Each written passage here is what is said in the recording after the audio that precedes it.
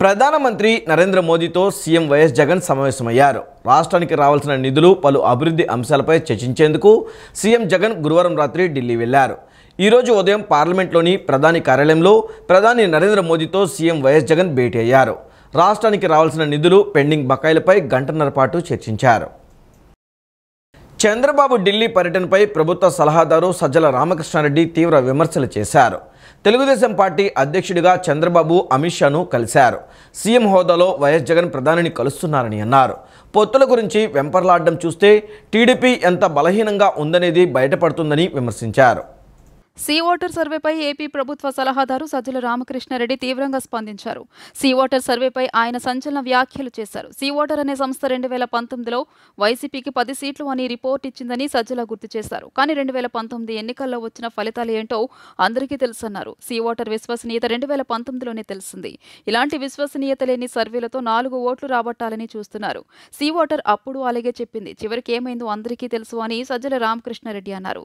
చంద్రబాబు ఢిల్లీ పర్యటనపై ప్రభుత్వ సలహాదారు సజ్జల రామకృష్ణారెడ్డి తీవ్ర విమర్శలు చేశారు. తెలుగుదేశం పార్టీ అధ్యక్షుడిగా చంద్రబాబు అమిత్ షాను కలిశారు. సీఎం హోదాలో వైఎస్ జగన్ ప్రధానిని కలుస్తున్నారని అన్నారు.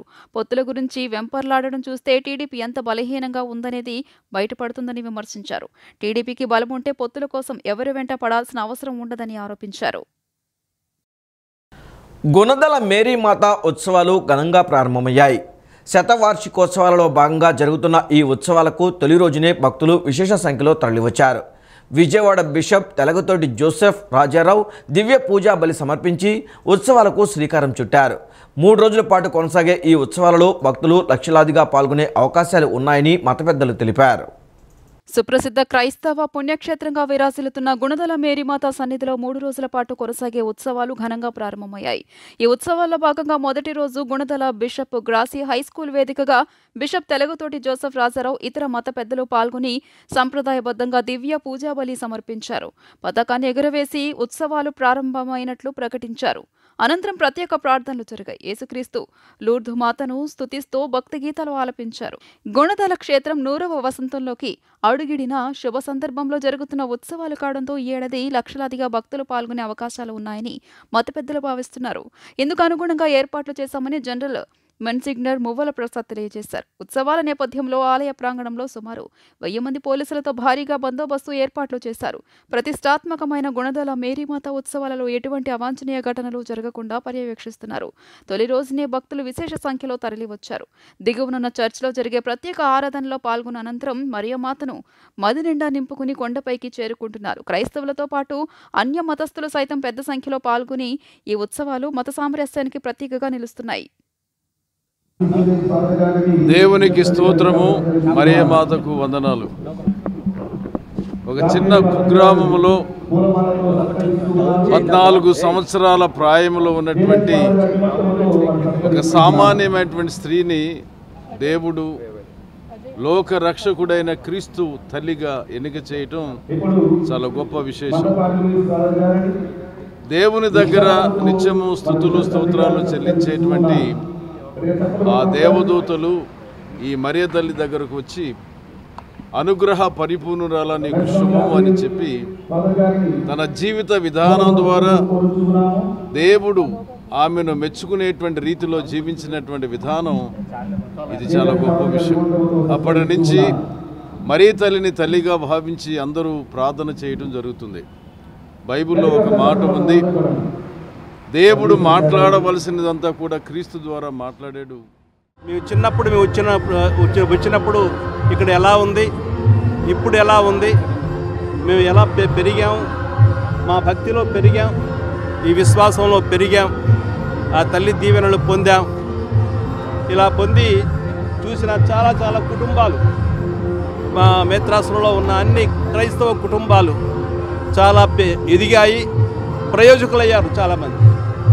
ఎందుకంటే ఆ తల్లి దీవెన ప్రకారం ఇక్కడ సంస్థలన్నీ స్థాపింపబడ్డాయి. రాష్ట్రంలో ఇసుక కుంభకోణానికి సంబంధించిన పూర్తి సమాచారం తమ దగ్గర ఉందని, అత్యాధునిక సాంకేతికత ఆధారంగా అక్రమంగా ఎంత తవ్వారో తెలుసుకోవచ్చని జనసేన నాయకుడు మచిలీపట్నం ఎంపీ వల్లభనేని బాలశౌరి తెలిపారు. దీనిపై త్వరలో కేంద్ర ప్రభుత్వ దర్యాప్తు సంస్థలు దృష్టి సారిస్తాయని 10 మంది కలెక్టర్లపై ఈడీ విచారణ చేసే అవకాశం ఉందని చెప్పారు.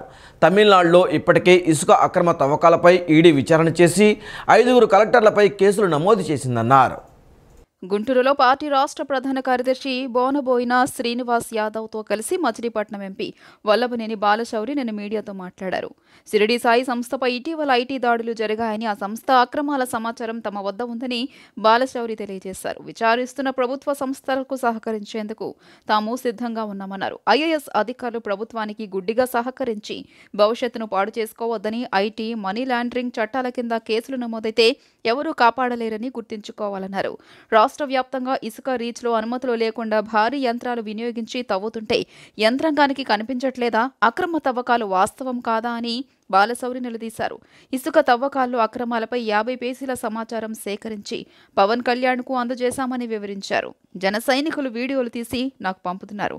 కొన్ని చోట్ల రేవుల దగ్గరకు రానివ్వట్లేదు. అయితే ఉపగ్రహ చిత్రాలను ఎవరూ ఆపలేరు అని స్పష్టం చేశారు. ప్రతి ఒక్కరికి కూడా ఇసుక అనేది అందుబాటులో ఉండాలి. అది బేసిక్ రా మెటీరియల్. ఏ కన్స్ట్రక్షన్ జరగాలన్నా, ఏ డెవలప్మెంట్ యాక్టివిటీ జరగాలన్నా. కానీ ఈరోజు ఇసుక ప్రైస్ ఎలా ఉందంటే బంగారం కంటే కూడా ప్రీమియం అయిపోయింది. అప్పుడప్పుడు బంగారం రేటు తగ్గుతుందేమో కానీ ఇసుక రేటు మాత్రం తగ్గట్లేదు. ట్రిబ్యునల్ అనుమతులు లేకపోయినా అనుమతులకు విరుద్ధంగా భారీ యంత్రాలను తీసుకొని ఇసుక తవ్వుతున్నటువంటి మాట వాస్తవం కాదా? దాని మీద అధికారులు స్పందించాల్సినటువంటి అవసరం ఉంది. మన నినాదం ఏమో పెత్తందారులకి పేదలకు మధ్య జరుగుతున్నటువంటి పోరాటం అని చెప్పేసి మనం చెప్తుంటాం డైలీ. పేదలకు సంబంధించినటువంటి అంశం ఇసుక అనేది. ఒక కార్పొరేట్ సంస్థ ద్వారా పేదలకి రావాల్సినటువంటి ఏ రకమైనటువంటి ఆదాయాన్ని కూడా పేదలకు అందనీయకుండా కార్పొరేట్ సంస్థ ద్వారా మొత్తం 100 కోట్ల రూపాయలు నెలకి జేబుల్లోకి వెళ్ళిపోతూ ఉన్నాయి. ఇది వాస్తవం కాదా అని నేను అడుగుతా ఉన్నా. ఇసుక రీచ్లు ఎక్కడైతే అనుమతులు ఉన్నాయో ఆ స్థానికంగా ఉన్నటువంటి ఎస్సీలు కానివ్వండి, బీసీలు కానివ్వండి, సర్పంచ్లు కానివ్వండి, ఎంపీపులు కానివ్వండి, వాళ్ళకి స్థానిక సంస్థలు వాళ్ళకి అప్పచెప్పండి. వాళ్ళు బతుకుతారు. చిన్న చిన్న వ్యాపారాలు గతంలో రాజశేఖర రెడ్డి గారి టైంలో, అలాగే చంద్రబాబు నాయుడు గారి టైంలో ఏ రకంగా అయితే ఉందో ఆ రకంగా వాళ్ళు బతకనివ్వండి. ఎంపీగా కేశినేని నాని గెలవడానికి గద్దె రామ్మోహన్ కారణమని, అలాగే నాని కుమార్తె శ్వేతకు కార్పొరేటర్ సీట్ ఇచ్చి గెలిపించిన ఘనత ఆయనకే చెల్లుతుందని మాజీ ఎమ్మెల్సీ బొద్దా వెంకన్న అన్నారు. గద్దె ఏనాడు పార్టీకి నష్టం చేకూరేలా వ్యవహరించలేదని, అందువల్లనే 2 సార్లు ఎక్కడికి వెళ్ళమంటే అక్కడికి వెళ్ళి ఓడిపోయి ఎంతో నష్టపోయారన్నారు. గురునానక్ నగర్ ఎన్ఏసీ కళ్యాణ మండపంలో ఎమ్మెల్యే గద్దె రామ్మోహన్ ఆర్థిక సహకారంతో 100 మంది మహిళలకు కుట్టు మిషన్లను నిన్న పంపిణీ చేశారు. ఈ కార్యక్రమం బుద్దా వెంకన్న పాల్గొని మాట్లాడుతూ జిల్లాలో సేవా కార్యక్రమాలను మొదలుపెట్టిందే గద్దె రామ్మోహన్ అని, ఆయన స్ఫూర్తిని తోటి నాయకులు అందుకోవాలన్నారు. సామాన్య కుటుంబంలో పుట్టి వ్యాపారంలో వచ్చిన లాభంలో కొంత భాగాన్ని పేదలకు అందిస్తున్నారన్నారు. 1999 సంవత్సరంలో విజయవాడ పార్లమెంటుకు పోటీ చేయాలని నారా చంద్రబాబు నాయుడు రామ్మోహన్ను పిలిపిస్తే 90,000 మెజారిటీతో గెలిచారన్నారు. ఎమ్మెల్యే గద్దె మాట్లాడుతూ మహిళలను ఆర్థికంగా బలోపేతం చేస్తేనే ఆ కుటుంబాలు ముందుకు సాగుతాయనే ఉద్దేశంతో మెప్మా ద్వారా కుట్టు యంత్రాల శిక్షణ తరగతులు నిర్వహించి వారికి ఉచితంగా యంత్రాలను అందించిన ఘనత చంద్రబాబుకే చెల్లిందన్నారు. ఆనాడు చంద్రబాబు ఊరూరా తిరిగి డ్వాక్రా సంఘాలను ఏర్పాటు చేస్తే ఎన్నో బ్యాంకులు కొత్తగా వెలిశాయన్నారు. అలాంటి డ్వాక్రా సంఘాలు దాచుకున్న డబ్బును కాజేసిన వ్యక్తిగా జగన్మోహన్ రెడ్డి నిలిచారన్నారు. యువతకు, మహిళలకు సొంత కాళ్లపై నిలబడే విధంగా చంద్రబాబు పథకాలను తీసుకొస్తే ప్రస్తుత జగన్ ప్రభుత్వం యువతను గంజాయికి బానిసను అయ్యేలా చేస్తుందన్నారు. జిల్లా పరిషత్ మాజీ చైర్పర్సన్ గద్దె అనురాధ మాట్లాడుతూ తెలుగుదేశం పార్టీ మహిళల పక్షాన నిలబడే పార్టీ అన్నారు. ఎన్టీఆర్ హయాం నుంచి మహిళల ఆర్థిక స్వావలంబనకు కట్టుబడి ఉన్నామన్నారు. ఆ రోజు పార్లమెంట్ ఆఫీస్ అంటే భారతదేశంలోనే ఒక కొత్త విధానాన్ని తీసుకొచ్చినటువంటి వ్యక్తి గద్దె రామ్మోహన్ గారు. ఎందుకంటే ఒక పార్లమెంట్ సభ్యుడి దగ్గరికి రెవెన్యూకి సంబంధించినటువంటి పనులకు వెళ్తారు, లేదా పోలీస్ శాఖకు సంబంధించినటువంటి పనులకు వెళ్తారు, లేదా నీటిపారుదల శాఖ, అలాగా ఒక సెక్రటరియట్ చిన్నది. అంటే మనం సెక్రటరియట్ అంటే వాళ్ళ అమరావతిలోనే ఉంటుంది, రాష్ట్రంలో ఎక్కడా ఉండదు. అక్కడ అన్ని శాఖలకు సంబంధించినటువంటి ఆఫీసర్లు ఉంటారు. ఆఫీసర్ల దగ్గరికి వెళ్ళి మనకి ఏ పని కావాలో సెక్రటరియట్ దగ్గరికి వెళ్తే పని చేయించుకోవచ్చు. ఒక చిన్న సైజు సెక్రటరియట్ ఆఫీసు పెట్టి అందులో రిటైర్ ఎంఆర్ఓల్ని, రిటైర్ అయినటువంటి ఆఫీసర్లని ఒక్కొక్క శాఖకి ఏ శాఖ నుంచి రిటైర్ అయ్యారో ఆ శాఖకి సంబంధించినటువంటి రిటైర్ అయినటువంటి అధికారులను పెట్టి భారతదేశంలోనే పార్లమెంటు సభ్యుడు అంటే పార్లమెంటుకి ఎలాగ సేవ చేయాలి పార్లమెంటు సభ్యుడిగానే ఒక కొత్త నిర్వచనం చూపించినటువంటి వ్యక్తి గద్దె రామ్మోహన్ గారు. ముస్లింలను దేశద్రోహులుగా చిత్రీకరించి ముస్లిం యువకులపై కేసులు పెట్టిన మైనార్టీ ద్రోహి చంద్రబాబు నాయుడని AP state minorities finance corporation chairman YSR Congress party పశ్చిమ నియోజకవర్గ సమన్వయకర్త షేక్ ఆసిఫ్ అన్నారు. చంద్రబాబు నాయుడు మొదటి నుంచి ముస్లిం మైనార్టీలను అన్ని విధాలుగా అణగదొక్కారన్నారు. జగన్మోహన్ రెడ్డి పాలనలో ముస్లింలకు అత్యధిక ప్రాధాన్యతనిచ్చారన్నారు. గడప గడపకు మన ఆసిఫ్ కార్యక్రమంలో భాగంగా 54వ డివిజన్ కార్పొరేటర్ అర్షద్ ఆధ్వర్యంలో షేక్ ఆసిఫ్ నగర మేయర్ రాయన భాగ్యలక్ష్మితో కలిసి వించిపేటలోని పలు ప్రాంతాల్లో పర్యటించారు. ఈ సందర్భంగా గడప గడపకు వెళ్లి సమస్యలను అడిగి తెలుసుకున్నారు. ప్రభుత్వం అందిస్తున్న సంక్షేమ కార్యక్రమాల అమలు తీరును అడిగి తెలుసుకున్నారు. రానున్న ఎన్నికల్లో వైఎస్ఆర్సీపీకి అండగా ఉండాలని విజ్ఞప్తి చేశారు. అనంతరం ఆసిఫ్ మాట్లాడుతూ చంద్రబాబు నాయుడు మొదటి నుంచి ముస్లిం మైనార్టీలను అన్ని విధాలుగా అణగదొక్కారని అన్నారు. చంద్రబాబు 2014 నుంచి ముఖ్యమంత్రిగా ఉన్న సమయంలో ఏ ఒక్క ముస్లిం శాసనసభ్యుడు లేరన్నారు. మైనార్టీ సంక్షేమ శాఖకు సైతం ముస్లిం మంత్రి లేరని దుయ్యబట్టారు. ఆయన ముఖ్యమంత్రిగా ఉన్న సమయంలో సమస్యలపై ముస్లిం యువత ప్రశ్నిస్తే వారిపై దేశద్రోహులుగా కేసులు పెట్టారని వివరించారు. జగన్మోహన్ రెడ్డి పాలనలో ముస్లింలకు అత్యధిక ప్రాధాన్యతనిచ్చారన్నారు. ఆయన తండ్రి దివంగత మహానేత వైఎస్ రాజశేఖర రెడ్డి 4% రిజర్వేషన్లను కల్పించి ముస్లింల అభ్యున్నతికి పునాదులు వేశారన్నారు. జగన్మోహన్ రెడ్డి మరో 2 అడుగులు వేసి రాజ్యాధికారంలో ముస్లిం మైనార్టీలను భాగస్వాములు చేశారని వివరించారు. రానున్న ఎన్నికల్లో ముస్లిం మైనార్టీలందరూ జగన్మోహన్ రెడ్డికి అండగా ఉండాలని కోరారు. ముఖ్యమంత్రి పశ్చిమ నియోజకవర్గ సీటును ముస్లింలకు కేటాయించి గౌరవించారని తెలియజేశారు. పథకాలు లబ్ధి పొందాను, అలాంటి ముఖ్యమంత్రి గారిని మేము ఎందుకు వదులుకుంటామయ్యా, మేమందరం మళ్ళీ జగన్ గారికి మేము సీఎం చేసుకుంటాం, అలాగే మిమ్మల్ని గెలిపించుకుంటామయ్యా అని చెప్పేసి చెప్తున్నారు. విజయవాడ పశ్చిమ నియోజకవర్గం వైసీపీ అడ్డా తప్పకుండా హ్యాట్రిక్ దిశగా 3వసారి కూడా నేను ఇక్కడి నుంచి భారీ మెజార్టీతో గెలుస్తాను.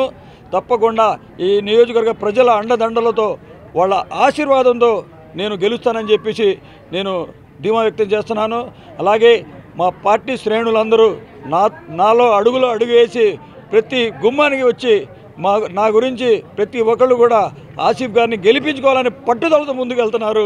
అలాగే ఏదైతే జగన్మోహన్ రెడ్డి గారు ఆదేశాలు ఇచ్చారో ఆ ఆదేశాలకు అనుగుణంగా మేమంతా నడుచుకుంటున్నాం. అస్తవ్యస్తంగా ఉన్న ఆంధ్రప్రదేశ్ పాలనా వ్యవస్థను గాడిలో పెట్టేందుకు చంద్రబాబు రాష్ట్రానికి ముఖ్యమంత్రి కావాల్సిన అవసరం ఎంతైనా ఉందని టీడీపీ యువనేత బోండా రవితేజ అన్నారు. 23వ డివిజన్ సూర్యారావుపేటలోని టీడీపీ కార్యాలయం నుంచి బుధవారం డివిజన్ కార్పొరేటర్ నెలిబండ్ల బాలస్వామి ఆధ్వర్యంలో టీడీపీ భవిష్యత్ గ్యారంటీ పాదయాత్ర జరిగింది. పార్టీ కార్యాలయం వద్ద అభిమానులు రవితేజను గజమాలతో సత్కరించారు. యాత్రను ప్రారంభించిన రవితేజ ఇంటింటికి తిరుగుతూ భవిష్యత్ గ్యారంటీ కరపత్రాలను పంచారు. ప్రజలతో మమేకమై వారి సమస్యలు అడిగి తెలుసుకున్నారు. సూర్యారావుపేటలోని ఆసుపత్రులు, వ్యాపార సంస్థలకు వెళ్లి కరపత్రాలను పంపిణీ చేశారు. టీడీపీ డివిజన్ నేతలు చింతా దుర్గారావు, రాము, జనసేన కార్యకర్తలు తదితరులు పాల్గొన్నారు. జగన్మోహన్ రెడ్డి అనేక వాగ్దానాలు నెరవేర్చలేని నవరత్నాలు కూడా ప్రవేశపెట్టి మరి ప్రజలందరూ కూడా ఏ విధంగా బాధపడుతున్నారనేది కూడా మనం అందరం కూడా చూస్తూ ఉన్నాం. మరి నిత్యావసర సరుకులన్నీ కూడా ఆకాశాన్ని అంటుతూ ఉన్నాయి. అదేవిధంగా ఇంటి మీద, నీటి మీద, చెత్త మీద కూడా పన్నేస్తూ ఉన్నారు. మరి ఈ పెరిగిన ధరలన్నీ తగ్గాలన్నా ఇలాంటి ఒక పరిపాలన మనం తప్పకుండా కూడా చర్మగీతం పాడాలి. రానున్న రోజుల్లో తప్పకుండా కూడా ప్రజలందరూ కూడా మీ అందరి అమూల్యమైన ఓటుని జనసేన, తెలుగుదేశం పార్టీ అభ్యర్థులు బలపరచాలని కూడా మనస్ఫూర్తిగా కోరుకుంటూ, అదేవిధంగా ఎక్కడికి వెళ్ళినా కూడా జనాల్లో మంచి స్పందన ఉంది. మీరు ఆనాడు 2014-19 సమయంలో సెంట్రల్ నియోజకవర్గంలో దాదాపు 500 కోట్ల పైబడి అభివృద్ధి బోండా ఉమా గారు చేసి చూపించారు. అదేవిధంగా నిత్యావసర సరుకు ధరల, అదేవిధంగా అన్నింటినీ అందరికి కూడా అందుబాటులో ఉంటూ నిత్యం ప్రజలందరి మధ్యన ఉంటున్న నాయకుడు బోండా ఉమా గారు. తప్పకుండా మీ అందరూ కూడా రానున్న ఎన్నికల్లో ఆలోచించి ఎవరైతే మనకు ఎప్పుడు అందుబాటులో ఉంటారో, ఎవరైతే మనకు ఎప్పుడు పిలిస్తే స్పందిస్తారో, మన కష్ట సుఖాల్లో కూడా ఎప్పుడు కూడా అందుబాటులో ఉండే నాయకుడిని తప్పకుండా మనం గెలిపించుకోవాలి. మీ అందరూ అమూలైన ఓటు సైకిల్కిను చంద్రబాబు గారికి, సెంట్రల్ నియోజకవర్గంలో బోండా ఉమా గారికి కూడా వేయాలని కూడా మనస్ఫూర్తిగా కోరుకుంటూ సాధించుకుంటాం.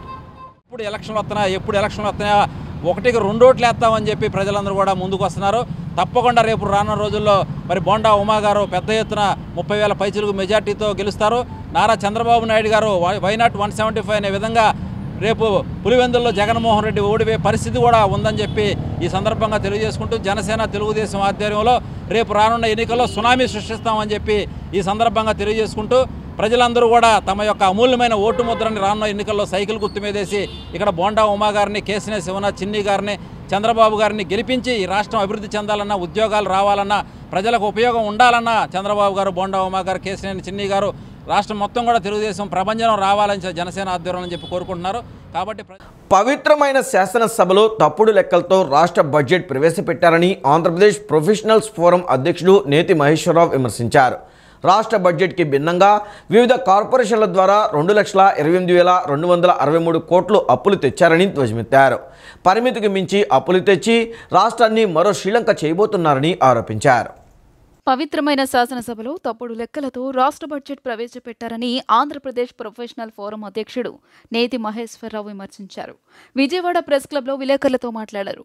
రాష్ట్ర బడ్జెట్కి భిన్నంగా వివిధ కార్పొరేషన్ల ద్వారా 2,28,263 కోట్ల రూపాయలు అప్పులు తెచ్చారని ధ్వజమెత్తారు. పరిమితికి మించి అప్పులు తెచ్చి రాష్ట్రాన్ని మరో శ్రీలంక చేయబోతున్నారని ఆరోపించారు. ఇన్ని అప్పులు చేయడానికి కేంద్ర ప్రభుత్వం కూడా రాష్ట్రానికి ఎందుకు అనుమతులు ఇస్తోందని ఆయన ప్రశ్నించారు. ఏ ప్రభుత్వాలు వచ్చినా తాను ప్రవేశపెట్టిన నవరత్నాలను కొనసాగించాలనే విధంగా ముఖ్యమంత్రి జగన్మోహన్ రెడ్డి చెప్పుకోవడం సిగ్గుచేటన్నారు. వచ్చే ఎన్నికల్లో వైకాపా ఎలాగైనా గెలవాలనే ఉద్దేశంతో అసెంబ్లీ సాక్షిగా ముఖ్యమంత్రి, ఆర్థిక శాఖ మంత్రులు అబద్దాలు మాట్లాడడం సరికాదన్నారు. ప్రస్తుత ఆర్థిక పరిస్థితులను బట్టి సంక్షేమ పథకాలకు నిధులు ఎలా సమకూరుస్తారో చెప్పాలని నిలదీశారు. గత 5 ఏళ్లుగా అభివృద్ధి పేరుతో చేసిన ఖర్చులపై ప్రభుత్వం శ్వేతపత్రం విడుదల చేయాలని ఆయన డిమాండ్ చేశారు. ఇక్కడ మీరు ఇచ్చిన ఈ బడ్జెట్ తాలూకి డాక్యుమెంట్ ఏది కూడా ప్రజలకు బెనిఫిట్ అయ్యే స్కీమ్స్ కానీ ఏమీ లేవు, కానీ మీ పార్టీకి బెనిఫిట్ అయ్యే విధంగా ఉన్నాయంటే మీరు చేస్తుంది ప్రజల కోసమా లేదా మీరు గెలవటం కోసమా ఇది చెప్పాల్సిన అవసరం ఉంది. రెండోది వచ్చేకి ఇంకో కోట్ పెట్టాడు.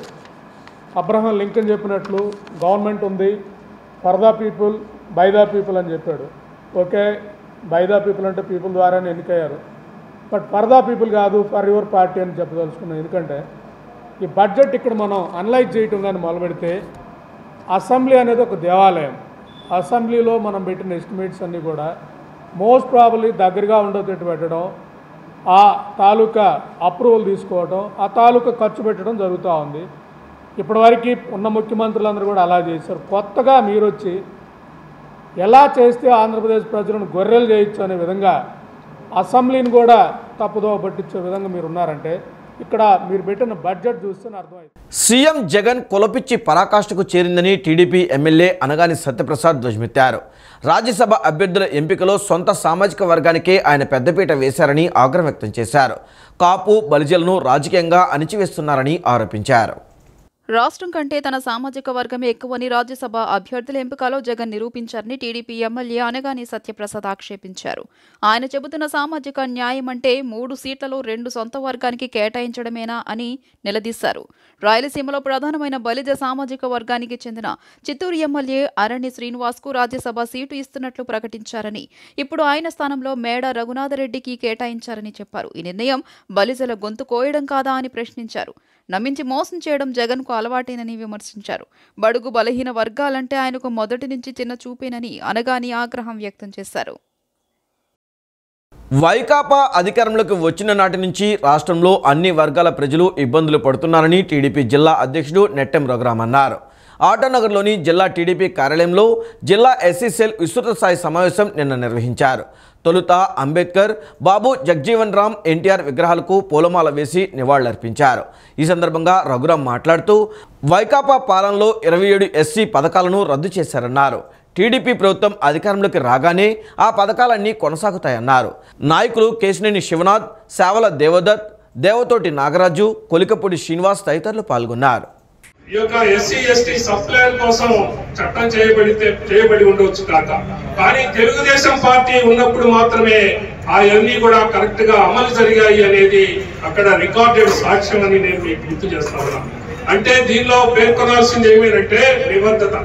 ఆనాటి ఎన్టీ రామారావు గారు కావచ్చు, తర్వాత వచ్చినటువంటి చంద్రబాబు నాయుడు గారు కావచ్చు, మనం ఎక్కడ ఏమున్నాం, ఏ రకంగా ఓట్లు తీసుకున్నాం, ఏ రకంగా అధికారానికి వచ్చాం, మరి వాళ్ళకి మనం ఏ రకంగా మన విద్యుక్త ధర్మాన్ని చేయాలి అనేటటువంటి ఉద్దేశంతోనే పరిపాలన సాగించారు తప్ప రాజకీయాల కోసం, ఓట్ల కోసం కాదు అనేది మనం మన చరిత్రని కనుక పరిశీలిస్తే తెలిసేటటువంటి సత్యం అని నేను మీ అందరికీ కూడా గుర్తు చేస్తా ఉన్నా.